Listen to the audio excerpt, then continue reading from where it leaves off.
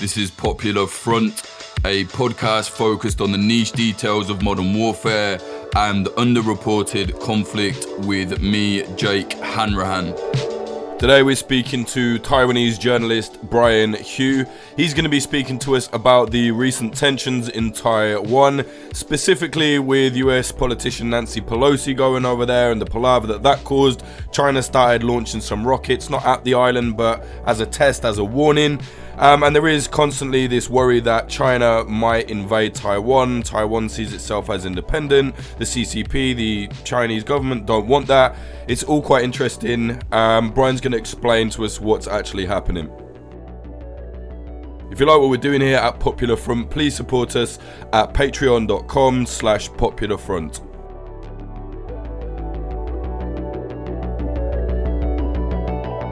This month, obviously, there was a lot of palaver when, Nancy Pelosi, I think they were saying she's the kind of highest ranking US politician to visit Taiwan in a long time. Also America's, highest ranking fan of insider trading. She came to Taiwan, and basically there was a big palaver. China started firing rockets off as, a test. Kind of Western world was like, oh my God, World War III. We know it wasn't quite that, but there was some serious issues with this, right? Maybe let's go into that first. Why was that such a big problem? That Nancy Pelosi came and visited Taiwan, and why was China so angry about this? Yeah, that's right. And so the original proposal actually for Pelosi to visit, there were reports of this in April that she wanted to visit then, but this was delayed because she got COVID. That would have been very different timing. It would have been after the Russian invasion of Ukraine. It would have been to reassure within that time frame. But having it take place now is seen as much more sensitive. I think also in the past there have been visits by U.S. politicians, but it hasn't really gotten announced in the news before the visit. Under the Biden administration particularly, it's been much more low-key in the sense that they arrive and then it's announced. And so that doesn't really give China a window to respond. That's happened recently. There were more politicians that arrived on Sunday, for example. But with Pelosi, it was reported in advance. And so it's discussed, would it happen, would it not happen? And I think almost that discussion of could there be a crisis, could there be a potential crisis, that obligates China to respond with dramatic measures. And so that is what happened. Why then? I mean, a lot of people don't fully understand the situation. Maybe just explain exactly the kind of legal status of Taiwan and why China is so kind of, saying that it's theirs, they're going to come and get it again. Maybe if you can explain that to us. Absolutely. I mean, it is quite complicated, but Taiwan is de facto independent of China. It has its own government, its own currency, military, economy, that sort of thing. And so people have free and democratic elections here. It's a different political system. But China claims Taiwan politically. Taiwan has de facto independence, but doesn't have de jure independence. It's not recognized in that sense. It's historical that China began, that is to say, the modern day People's Republic of China began claiming Taiwan. It's not always the case that they did. They didn't always emphasize these claims in the past, but in past decades, it's become increasingly in prominence. And it does frame this as though China's always claimed Taiwan or that Taiwan's been part of China for 5,000 years. Right. And the current situation now, then, people seem to be very on edge, at least, well, again, it's hard to say. You showed me that meme where people were saying in Taiwan, they were like, oh, everything's fine here, basically, whilst the rest of the world thinks we're burning and, tanks are coming in. But there is definitely a lot more tension now, right? There's more tension, but I think even then it's comparatively chill. I mean, there's still more focus on domestic political controversies or dash cam footage or scandals regarding politicians than there often is of these military exercises. It definitely is a front page headline. It's not the only thing people talk about. And it's kind of interesting in that respect, too. The Pelosi visits, there was not a lot of media attention until right before it happened. There's another joke on the internet that people mistook it for the name of a typhoon, Pelosi, that was coming to Taiwan. And then with the Chinese military drilling, it's surprising to me even to what extent there isn't a reaction. For example, that China fired missiles over Taiwan for the first time and it passed over Taipei. It's aimed probably to show that China carried out a decapitation strike aimed at the presidential office or similar buildings. But even that didn't provoke too strong reaction. Right, and what maybe you can tell us what was the actual intention, do you think, of those rocket launches? Because obviously they were very close. Obviously they weren't trying to hit the island, but for me it looked like they were trying to say hey, heads up, we can do this. That's right, yeah. So signaling about capacities. Taiwanese experts, for example, had the view that China might fire missiles over Taiwan for the first time, and it could pass over major cities such as Taipei or Taichung or Kaohsiung. What's interesting too is that some of the missiles ended up in the exclusive economic zone of Japan, and so this also would be a way of hitting at Japan. Japan's Ministry of National Defense claims this is deliberate, and they released information about that. And it's kind of interesting then that China also is projecting power not just at Taiwan, but also Japan, also South Korea, for example, with naval exercises in the Yellow Sea and the Bohai Sea near South Korea. And so I think it's also just this kind of larger sense of wanting to project power, not just Taiwan. And Taiwan is maybe the kind of pretext then for projecting power at other regional powers. Right, and I know obviously Taiwan is, like you said, they're kind of independent from China in many ways, but the political system there, the culture is really quite different as well, right? Can you go into that for us a little bit? Yeah, so that's also several hundred of years of history, which I can recap real fast. But yeah, so I mean, Taiwan is actually only incorporated into China during the Qing dynasty, or the last imperial dynasty. And so during previous periods, it saw Han migration, for example, of Han settlers from China. But it was not always that Taiwan was part of China. And so Taiwan's original population is 2% indigenous, and around like 88% of the population is descended from Han from these prior waves of migration. And then you have the KMT come over to Taiwan after the defeat in the Chinese Civil War, and their descendants are like 10% of the population. But because of this kind of history, and before the KMT was the Japanese colonial period, in which the Qing dynasty, after the Sino-Japanese War, ceded Taiwan to the Japanese, it kind of splits Taiwan's history from that of the Chinese mainland in many ways. And so the PRC, for example, has never controlled Taiwan. And although the ROC is the kind of institution that the KMT government instituted, its de facto independence has never been, it's never been that the same polity has controlled both Taiwan and the Chinese mainland since 1895. It's still you have these kind of claims floating around, and international discourse, I think, then it becomes complicated. Yeah, and modern day, obviously, that's manifested it in a lot of different ways, despite what kind of internet Stalinists say. China is clearly, a lot more authoritarian than things are going in Taiwan, right? That's right. I mean, Taiwan did have an authoritarian government in the past under the KMT, and so it had, was once the world's longest martial law period. But Taiwan democratized in the 1980s and 1990s, and so now there are free democratic elections. The KMT is still around as a party, which was never dissolved, but it also competes and runs in elections, despite having historically opposed opening up Taiwan to free elections. It's ironic. Yeah, it is. It really is.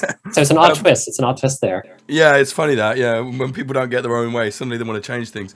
Do you think then that this kind of, Pelosi come in, and I know that several other kind of quite high-ranking US politicians have come since then, do you think that this shows a kind of change in the way things are going, or do you think this is just kind of, cage rattling from the US or whoever? So I think part of it definitely is that. I think the Taiwan doesn't gain too much out of the Pelosi visit, for example. Yeah. It's mostly substantive. It's not going to really get a trade deal out of this or security ties or whatever.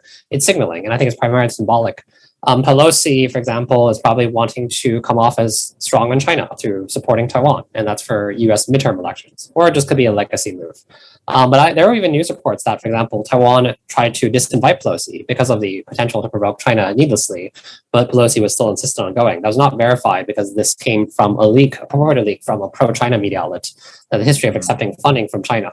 But that would not actually surprise me in that sense. And so I think there's that. But then I think now, particularly with the visits that one has seen after Pelosi and reports that further visits will happen even before the end of the month, 3 diplomatic visits, or delegations anyway, maybe not framed as diplomaticos, in the same month, that does show it's becoming much more regular for this to happen. Right. And how do the Taiwanese people feel like that generally, would you say? How do they feel about it? I think it's generally welcomed by a lot of people. There are people that are protesting because they're pro-China and so forth and labeling Pelosi a warmonger. At the same time, though, I think a lot of people would just view this as a sign of support from the U.S. And China's reactions, I think people don't often take it seriously because it's gone on for so long that it just seems like more saber rattling. And so this kind of thing just happens quite regular. It can be a daily news item, but it's not always the main news item. And so just having Chinese drills, people were pretty calm about it and people were happy, I think. For example, when Pelosi landed, there were several hundred people at the airport to welcome her, as well as some protesters. Her flight was also being tracked online on a flight tracker where you can observe planes and their movements, and it was watched by over 700,000 people. So a lot, I think, were actually probably from Taiwan, based on the fact that there were so many people that were interested in this suddenly, despite not having been aware of this previously. And then at her airport, at the hotel where she stayed, there were also several hundred people that gathered to support her. So I think people were supportive in that sense. And it's interesting that did diverge from the kind of international responses, for example, to the visit. So there's obviously, a big kind of, feeling of alliance with the US. Obviously, there is an alliance there. Militarily, what does that look like? I believe there's like a lot of US help. I think there's even a base there, maybe, if I'm correct. What does the US kind of military alliance look like there in Taiwan? There's not a base, but there is a Marine station at the de facto representative office of the US, what the US operates in lieu of an embassy. And there are, for example, U.S. troops that do, to reveal that they kind of do come and help with exercise and some things like that, but it's not anywhere near the scale of a base. So support is mostly in the forms of an arms sales to Taiwan that occur on a regular basis, or might be delayed because of political reasons. And so in that sense, the U.S. is also viewed as Taiwan's security guarantor from the threat of China, although there's any explicit commitment from the U.S. to defend Taiwan in that sense. And so I think particularly that's why people in Taiwan then welcome this with the view that the U.S. protects Taiwan. Though I think that sometimes is a quite idealized view of the U.S., for example, not taking into account its role in other global conflicts, or that the U.S. backed the KMT, literally the authoritarian rule of the KMT for decades against China. But I think that's one way in which, for example, the idealized view of the U.S. prevails in Taiwan, for example. And that occurred on the Trump administration, that occurred on the Biden administration, one sees it now as well. What has the impact of Russia invading Ukraine been like for people in Taiwan? So I think what's interesting is that it provoked a lot of strong solidarity. And the only other occasion in recent memory in which it's happened was the 2019 Hong Kong protests. And so one saw a daily solidarity rallies taking place in Taipei, for example, by various groups, including Ukrainians in Taiwan, but also various Taiwanese groups, independents or human rights oriented or political parties, that sort of thing. And there are donations through a fund that was organized by the government, which allowed for donating money, but also medical supplies and other supplies that were shipped over. And so this kind of outpouring was massive. I think it was really because of the fact that there's such anxiety over the possibility that, let's say, China attacks Taiwan and there's not international support. And so this kind of issue, it seems a proxy issue. Taiwanese can project their own anxieties and concerns onto Russia and Ukraine, seeing parallel in Ukraine as a smaller country invaded by a larger country that claims that it has no culture, history, or is not distinct as a nation. So I think that was quite interesting. Yeah, is China's rhetoric against Taiwan similar to like Russia's against Ukraine then?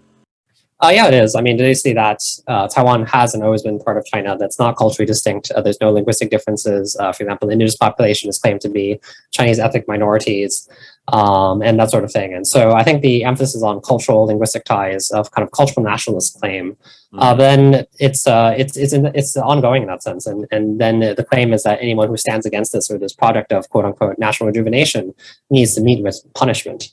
That's a claim you see here nowadays. And obviously there's been this thing that you and me have been talking about, because, at Popular Front, we want to do a film about it potentially. But there's also kind of younger groups or various different groups of civilians learning arms training, kind of medical stuff. How like kind of prevalent is that? And maybe you can just, explain to us, what that is, why people are doing it. That's right. And so this is a very post-Ukraine development. Now there's discussion of civil defense, what that take place, what that would consist of.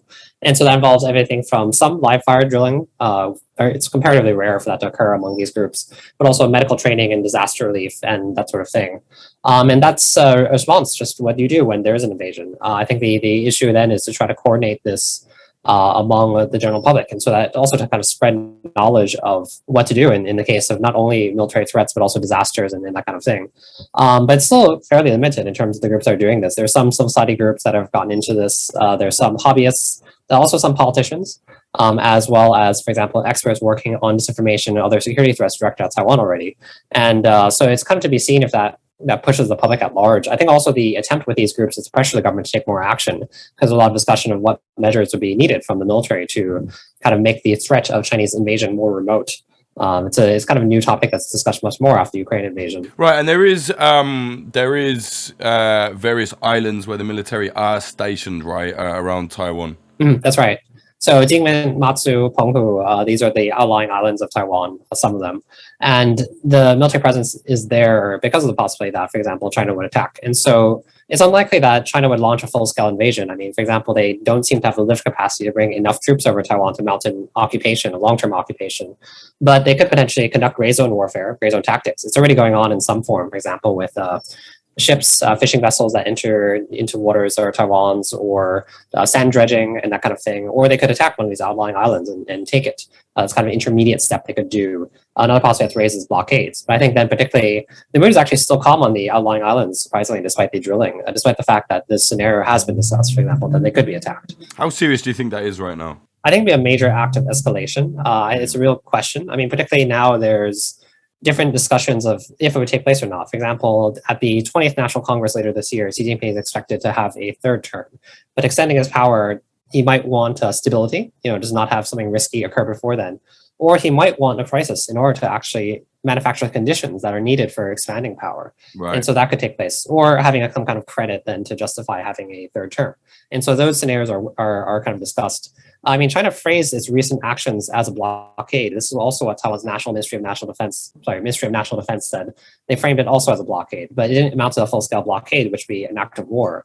And so if they actually did do that, I mean, I think there'd be some advanced warning detectable through satellite imagery. I'm pretty sure the military is keeping an eye on this, but it is to be such a major act of escalation. Right, and on these islands where the military is stationed, I mean, what are they doing exactly? They're just kind of keeping watch, or they're training, or like, what's the situation? So you do have a training exercise that take place now in Taiwan in response to the drilling. For example, in Pingdong, which is inland in the main island of Taiwan, there were exercises. But those are mostly, I think, they claim is that those were scheduled already in advance. Right. And that's, I think, to avoid the kind of escalatory action or tit-for-tat escalation that could take place if it was some kind of naval exercise. But then regarding the outlying islands, what's interesting is that they're actually major sites for Chinese tourism. And what they leverage on as the reason why tourists go there is the history of warfare actually between China and Taiwan in that sense, or the ROC versus the PRC. And so that also leads to questions of the economic dependence of some of these islands on China, or that even, for example, part of the water supply for some of these islands come from China. And there's questions then about how the population in the outlying islands, who don't necessarily identify the same way as other people in other parts of Taiwan, feel about the relation with China. And so I think that's another kind of question. This is something I think the government has its eye on. And that's another question then. I think that's also, it's kind of debated, but there's not really kind of massive drilling going on there. I think people also seem to be relatively calm based on interviews I've heard or seen that took place on the outlying islands during this time. I might be, completely wrong here, but that sounds to me that, I mean, for want of a better kind of comparison, are you saying there's almost like a kind of possible, like Donbass type vibe on the islands there, where people perhaps are feeling like they're Chinese and not Taiwanese, or is it not that? Yeah, that's actually an interesting metaphor. So there's that fear actually that would take place. Yeah. But I think particularly among the younger generation of the people from the outlying islands, they tend to be much more supportive of being part of Taiwan, because I think they're much more conscious of just the democratic freedoms they would lose. It's often the older generation actually that, for example, grew up under KMT authoritarianism that doesn't think it would be too bad, because they're like, well, it's going back to like the past or something like that. Or they have an idealized view of China because China does conduct, for example, information kind of manipulation or disinformation, misinformation, attempts to project propaganda, soft power, and that sort of thing to try to win over local populations. And so that's another question actually about the military too. I mean, the military historically has been an institution of the KMT in Taiwan. And so now we have all these, for example, retired generals that travel to China to meet with their Chinese counterparts. And that's quite concerning. And so there have been questions that get raised occasionally about the loyalty of the military in the event of conflict. That is quite worrying, no? Yeah, it really is. So attempts are really made to change the image of the military to get younger people that are usually more Taiwan identified and pro-Taiwan to join or being willing to join in order to change the military's image, but also reform it internally to avoid these kind of concerns. But then it's concerning when you do have that. There also raises espionage concerns, for example, regarding that, for example, generals might leak military secrets to China. And you do have these cases occurring as well. So that's a genuine concern. It's not kind of brought out of nothing. That's right. That's right. Jesus. So there's potential that if there was an invasion, some kind of faction maybe within the Taiwanese military might say, hey, actually, we're with the other guys. We're with the invaders. Yeah, it's a very interesting contradiction, I think, that really comes out of Taiwanese history, that the military maintained the authoritarian rule of the KMT. And for example, the first DPP president, Chen Shui-bian, he feared a military coup. That was only 20 years ago. And so some of these elements are still present in the military in some form, likely. What's interesting, too, is the KMT's loyalty has now changed to China. I mean, historically, they're a right-wing authoritarian regime that was backed by the U.S., and they kind of constitute a ruling elite in Taiwan. But with the political rise of China, for example, and they become more open to the idea of unification with China. And they're happy to do that under the CCP's auspices. They kind of drop a condition of taking back China. And so I think it's almost like they're trying to change the backer that they have, that they think they maintain the privileges they once had in Taiwan if they switch their backer from what was formerly the US now to China and the CCP. So that's an interesting development.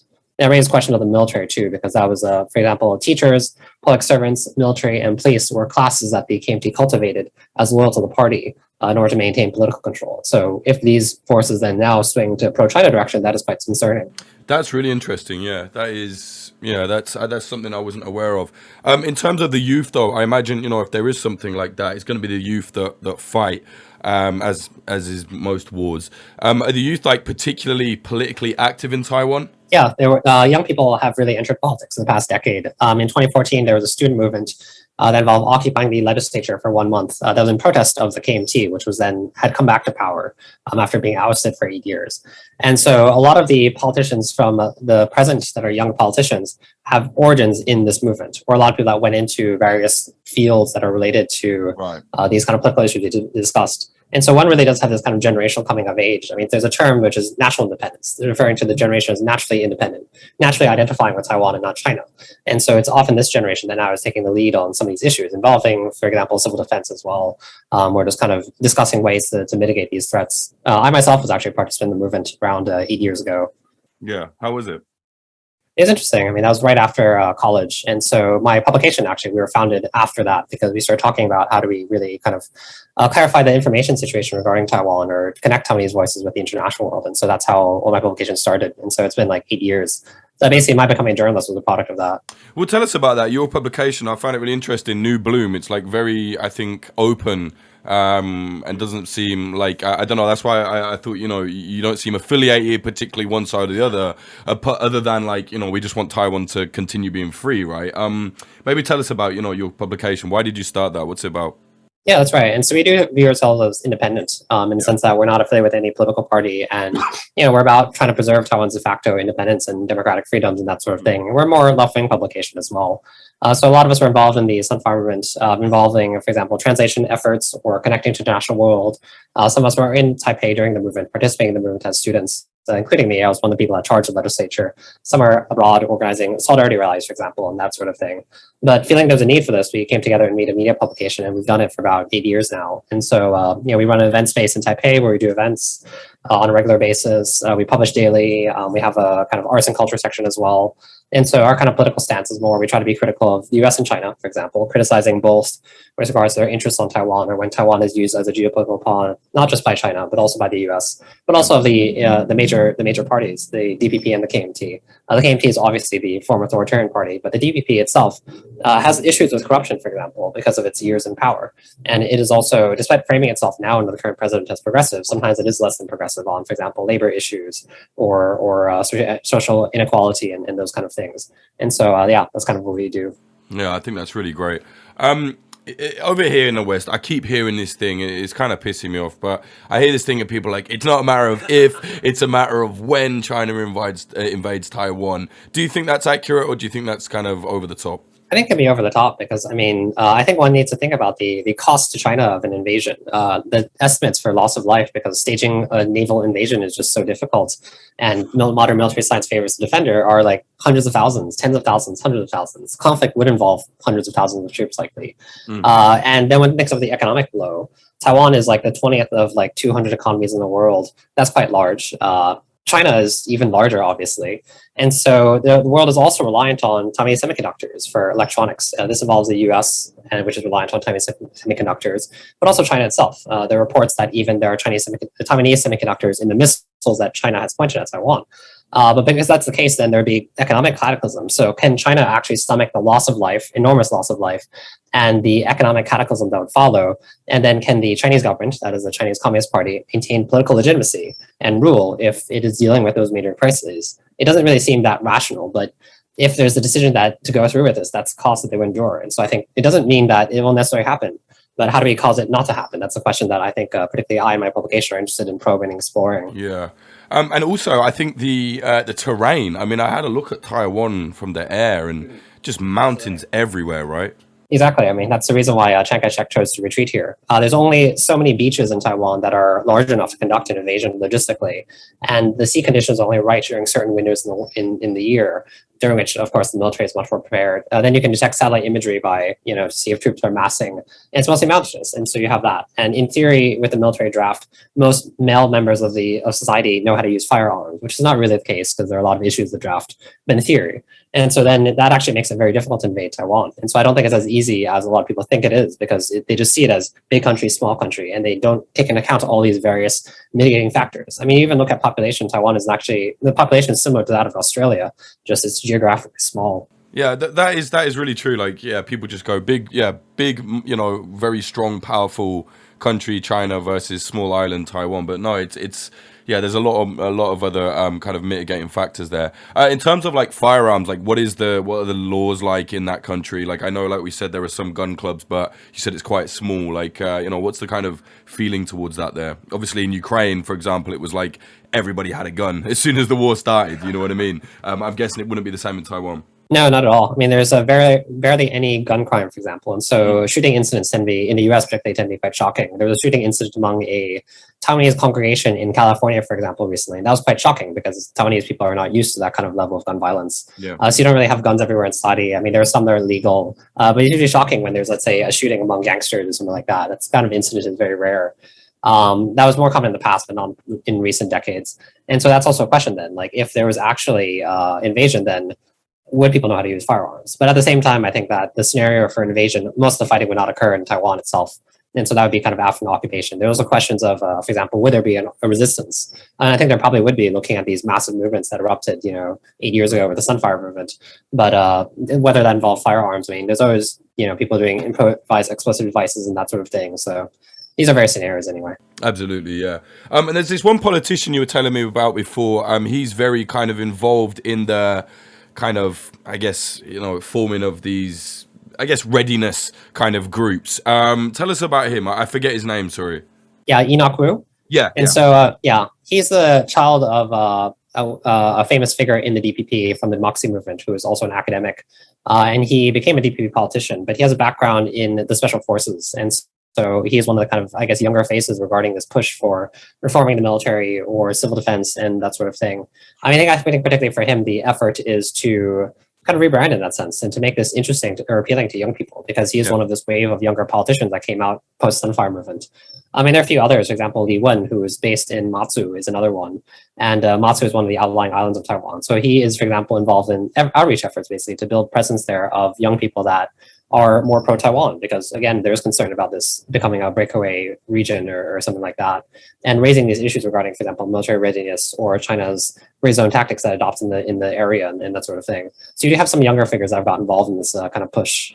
And how is he doing that? How does he go about making someone more pro-Taiwan? Is it just like, I don't know, an extreme nationalist effort or what? Like, how is he doing that? So it's actually very interesting in that respect, because there are different forms of identification floating around Taiwan depending on essentially your sub-ethnic background. Are you descended from those that came with the KMT, or are you descended from those from prior waves of migration, or are you indigenous, or are you Hakka, which is a Han minority group?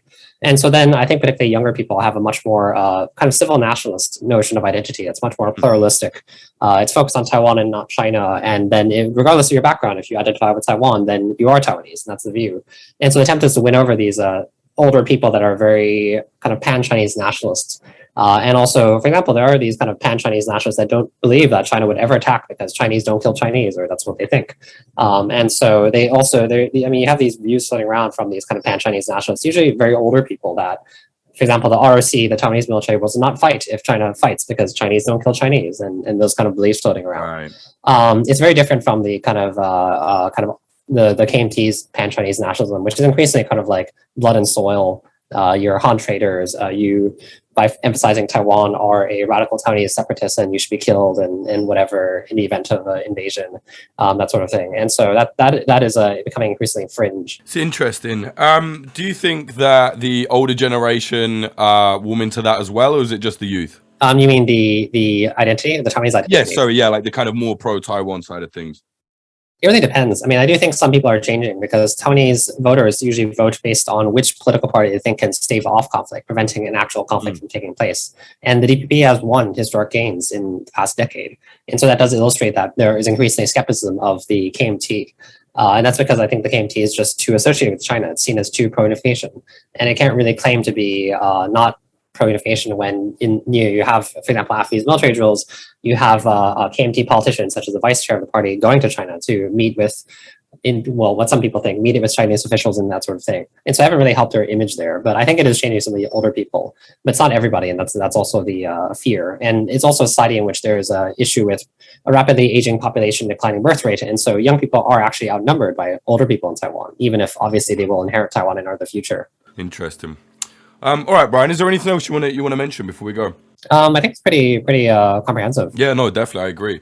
Okay, mate. Where can people follow you and find out what you're doing, and also your publication? How can they, see all that? That's right. So we're on all the social media platforms, Twitter, for example, Facebook, IG. So my publication is New Bloom Magazine, NEWBLOOM. And I myself, I'm Brian Hioe. It's Brian with an I and HIOE. And I'm also on all these platforms. So feel free to follow and follow our work and so forth. Okay, thanks, Brian. Really appreciate that. Thanks for the conversation.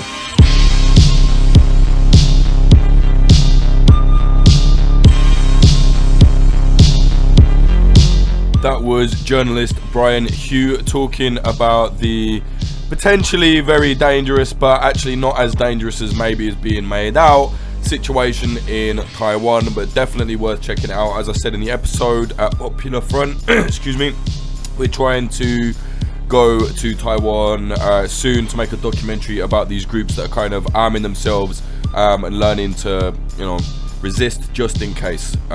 Keep your eyes peeled for that. Check us out, youtube.com/popularfront.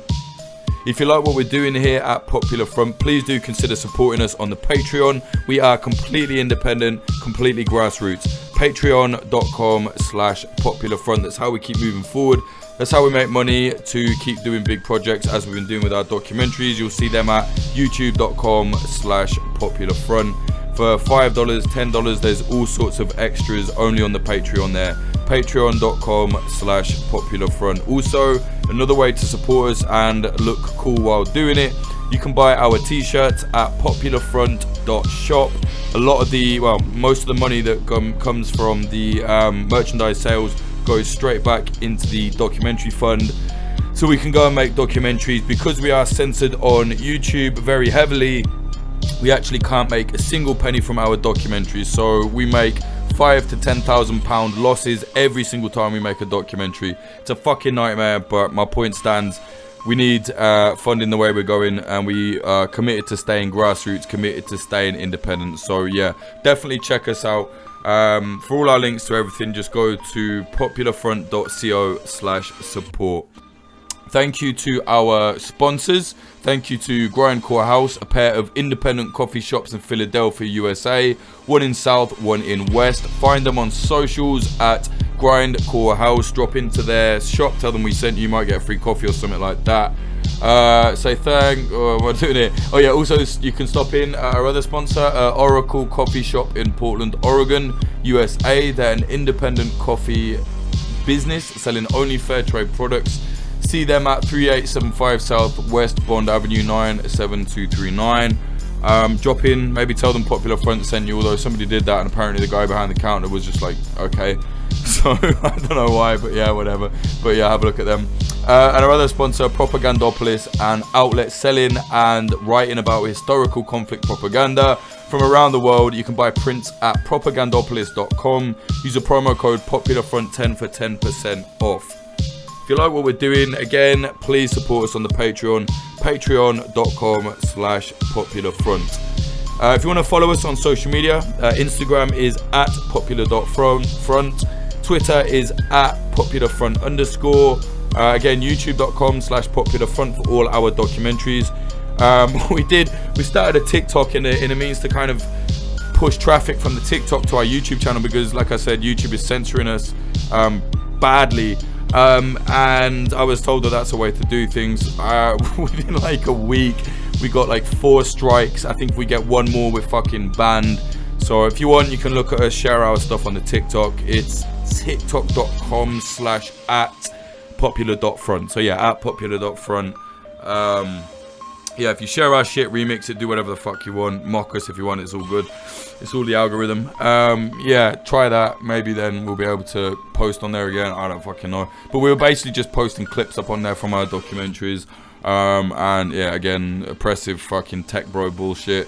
Or CCP spy app in TikTok's case. But yeah, there we go. Check us out on the socials. If you want to follow me on anything, it's just at Jake_Hanrahan, HANRAHAN. Music in this episode, the intro is by Home and the outro is by our music producer Sam Black. You can listen to Sam's music at samblackpf.com or just search Sam Black PF in any music streaming platform. You'll find him there. We're on Spotify, Apple Music, all of that shit now. And we will be putting up a lot more music. We put something up there and then we got fucking smashed in the head by Spotify and all the rest of them for some copyright bullshit. So because of a sample, so that we obviously weren't going to clear. So yeah, but yeah, you can look us up on there. Look up Sam's music. He's, you know, integral part of Popular Front. So definitely check it out. SamBlackPF.com. Thank you very much to the higher tier Patreons. Thanks to you lot, all this is still moving forward. They are Bradley Hope, Wizard Actual, Claire Hoffbauer, Benjamin Topper, Chongas Bongwater, Elijah Finley, Siddhartha O, Cameron Collins, Q Loves Cake Farts, Nicholas Blomberg, Matthew Diffley, Noah Schmidt, Jane Millichip, Claire, Liana, Sean Christianovich, NTHG, Arturo Rafael Macias, Ethan Zwick, Champagne Anarchist, Elise Middlefart, David McManus, Tom Petrie, James Leons, Lisa Milgram, Bradley Davies, No Dogs, No Hamsters, Brennan Crave, B, Drift, Kyle Morris, RX, Tiki Lover, Cherry, Ben Marshall, Dallas Dunn, Shakir Gupta, LD50 Seattle. The LD50 Seattle, they're a fucking cool punk band. If you just look them up, LD50 Seattle, they made a song about Popular Front. It's like punk hardcore, but it's actually fucking good. Not that, you know, punk hardcore isn't good, but like they're really good. Check them out, look them up. K Glitter Vulcan, Bethany Swoveland, Adam H, Ryan Barbadillo, Derivative Fool, Paula War, Larson 8669, Ivan Julien, Bjorn Kirsten, Diamond Steen, Michael O'Connor, Jack Doherty, Nicholas Butter, JD, Jav, James Cully, Tynan Daly, Ethan, Shanklin the Painter, Fitz Madrid, Ed Coulthard, Mike Barone, Ben, Scott Hopton, Chris Cusimano, Degenerate Zero Alpha, Giorgio Arani, DR, Trey Nance, Amy R, Rubicon, Frank Austin, Amelia Me, Nawa Ease, Christina Rivetti, Freya Northman, Noah, Andrew Hurley, Vida Provost, Brian McLaughlin, Tom Lochrin, Young Wasabi, Tony Bin, Adam Bergsnyder, JL, Stephen Davila, Dan Dunham, Fletcher, Chad Walker, Diana Gorvanek, Lawrence Abrahams, What Bitcoin Did with Peter McCormick, Christopher Martin, Ryan Sandercock, and Maurice Zumbul. Thank you all so much, really appreciated. Patreon.com/popularfront.